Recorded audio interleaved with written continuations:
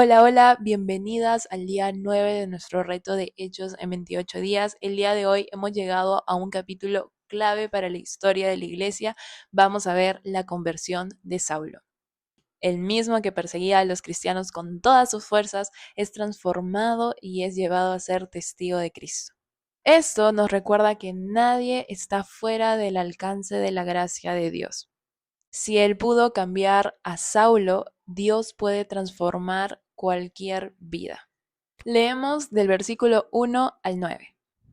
Saulo, respirando todavía amenazas y muerte contra los discípulos del Señor, fue al sumo sacerdote y le pidió cartas para las sinagogas de Damasco, para que si encontraba alguno que perteneciera al camino, tanto hombres como mujeres, los pudiera llevar atados a Jerusalén. Y mientras viajaba al acercarse a Damasco, de repente resplandeció a su alrededor una luz del cielo.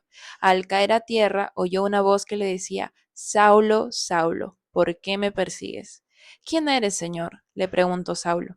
El Señor respondió: Yo soy Jesús, a quien tú persigues. Levántate, entra a la ciudad y se te dirá lo que debes hacer.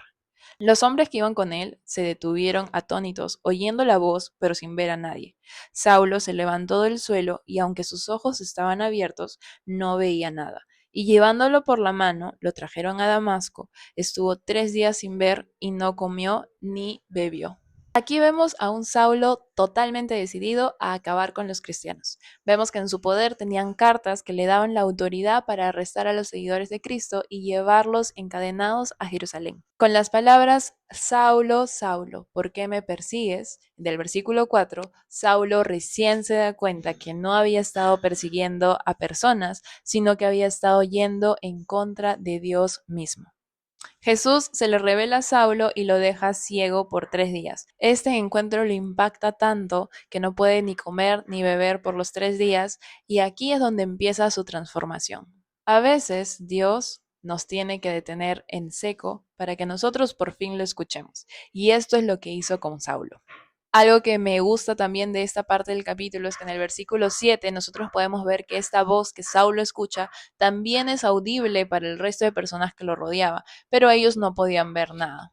¿Te imaginas qué tan impactante historia fue no solamente la que salió de boca de Saulo, sino también de las personas que estaban en ese momento cerca de él? Continuamos leyendo del versículo 10 al 19.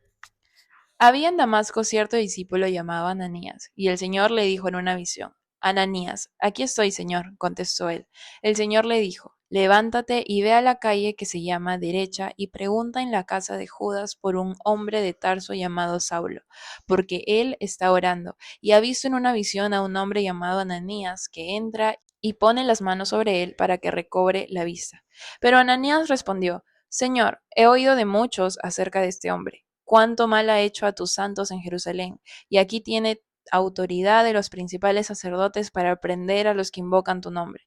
Pero el Señor le dijo: Ve, porque él es mi instrumento escogido para llevar mi nombre en presencia de los gentiles, de los reyes y de los israelitas, porque yo le mostraré cuánto debe padecer por mi nombre. Ananías fue y entró en la casa, y después de poner las manos sobre él, dijo: Hermano Saulo, el Señor Jesús, que se te apareció en el camino por donde venías, me ha enviado para que recobres la vista y seas lleno del Espíritu Santo. Al instante cayeron de sus ojos como unas escamas y recobró la vista, y se levantó y fue bautizado.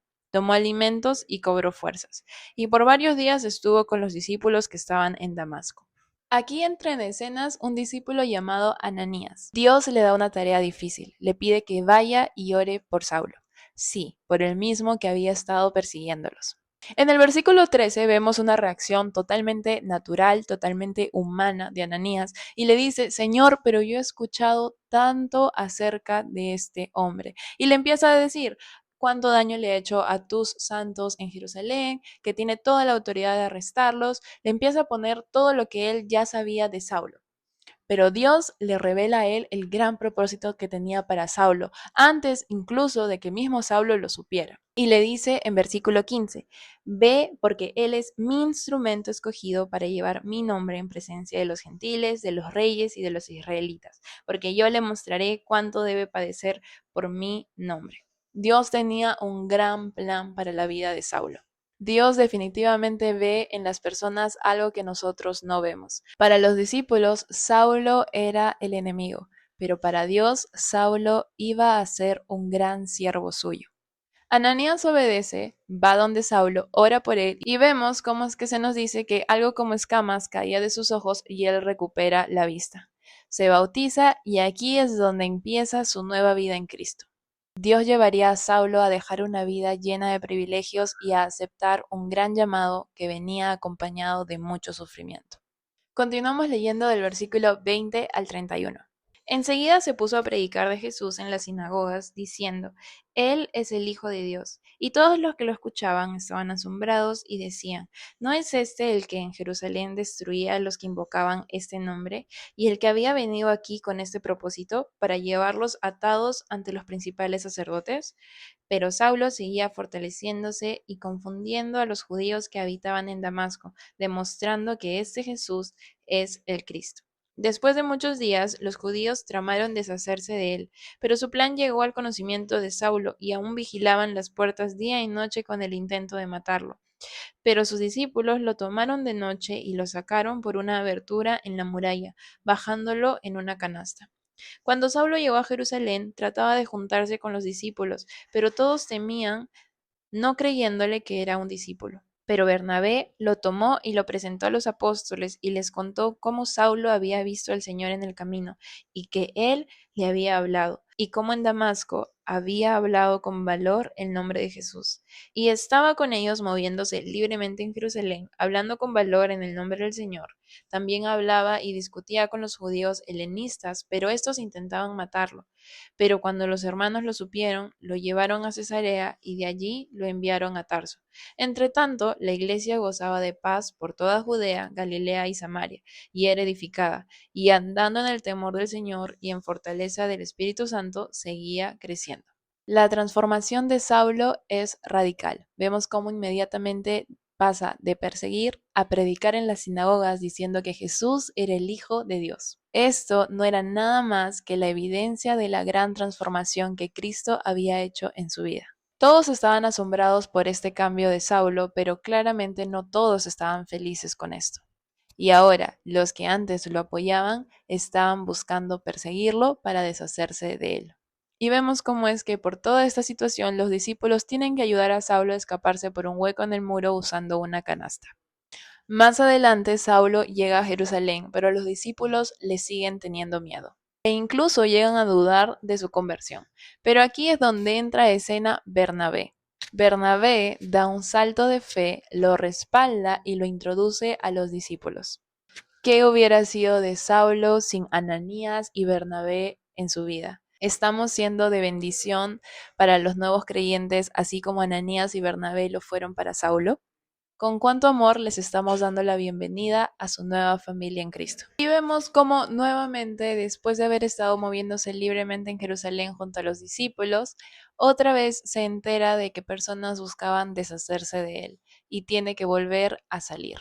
Es impresionante cómo vemos que la conversión de Saulo empieza con él saliendo de Jerusalén para perseguir a los testigos de Jesús y ahora vemos cómo es que él nuevamente está saliendo de Jerusalén, pero ahora él es perseguido por ser testigo de Jesús. Y vamos terminando de leer este capítulo del versículo 32 al 43. Mientras Pedro viajaba por todas aquellas regiones, vino también a los santos que vivían en Lida, y allí encontró a un hombre llamado Eneas, que había estado postrado en cama por 8 años, porque estaba paralítico. Y Pedro le dijo, Eneas, Jesucristo te sana, levántate y haz tu cama. Y al instante se levantó. Todos los que vivían en Lida y en Sarón lo vieron y se convirtieron al Señor. Había entonces en Jope una discípula llamada Tabita, que traducido al griego es Dorcas. Esta mujer era rica en obras buenas y de caridad que hacía continuamente. Y sucedió que en aquellos días se enfermó y murió, y lavado su cuerpo lo pusieron en un aposento alto. Como Lida estaba cerca de Jope, los discípulos al oír que Pedro estaba allí, le enviaron 2 hombres rogándole, no tarde usted en venir a nosotros. Entonces Pedro se levantó y fue con ellos, y cuando llegó lo llevaron al aposento alto, y todas las viudas lo rodearon llorando, mostrando todas las túnicas y ropas que Dorcas solía hacer cuando estaba con ellas. Pero Pedro, haciendo salir a todos, se arrodilló y oró. y volviéndose al cadáver dijo: Tabita, levántate. Ella abrió los ojos y al ver a Pedro se incorporó. Él le dio la mano y la levantó, y llamando a los santos y a las viudas las presentó viva. Esto se supo en todo Jope, y muchos creyeron en el Señor. Pedro se quedó en Jope muchos días con un tal Simón que era curtidor. Mientras todo lo de Saulo estaba sucediendo, vemos cómo es que Pedro seguía con su ministerio predicando el Evangelio. Y aquí vemos que Pedro realiza dos milagros impresionantes. El primero es que sana a un paralítico llamado Eneas. Y el segundo milagro sucede en Jope, en donde vemos que Pedro resucita a Tabita. Y aquí con estos milagros podemos ver que Jesús seguía manifestando su poder a través de los discípulos durante todo este tiempo. Este capítulo me deja cuatro enseñanzas claves. En primer lugar, nadie está fuera de la gracia de Dios. Vemos cómo es que Saulo pasó de ser perseguidor a predicador. Jesús transformó su vida. En segundo lugar, vemos cómo es que Dios a veces nos manda a confiar en las cosas que no entendemos. Vemos cómo Ananías obedeció por fe, vemos cómo es que Bernabé le da la bienvenida a Saulo por fe también, porque ante los ojos Saulo era el enemigo, pero claramente Dios tenía algo impresionante preparado para Saulo. En tercer lugar, seguir a Cristo no significa que todo va a ser fácil. Vemos cómo es que Saulo enfrenta oposición desde el primer momento de su conversión, pero aún así su fe no se detuvo. Y por último, vemos que Dios sigue haciendo milagros. Él sigue sanando, transformando y obrando en nuestras vidas. Déjame en los comentarios qué parte de este capítulo te gustó más y qué versículo ha utilizado Dios para hablar a tu corazón. Y nos vemos mañana para seguir leyendo Hechos 10. Un súper abrazo y muchas bendiciones.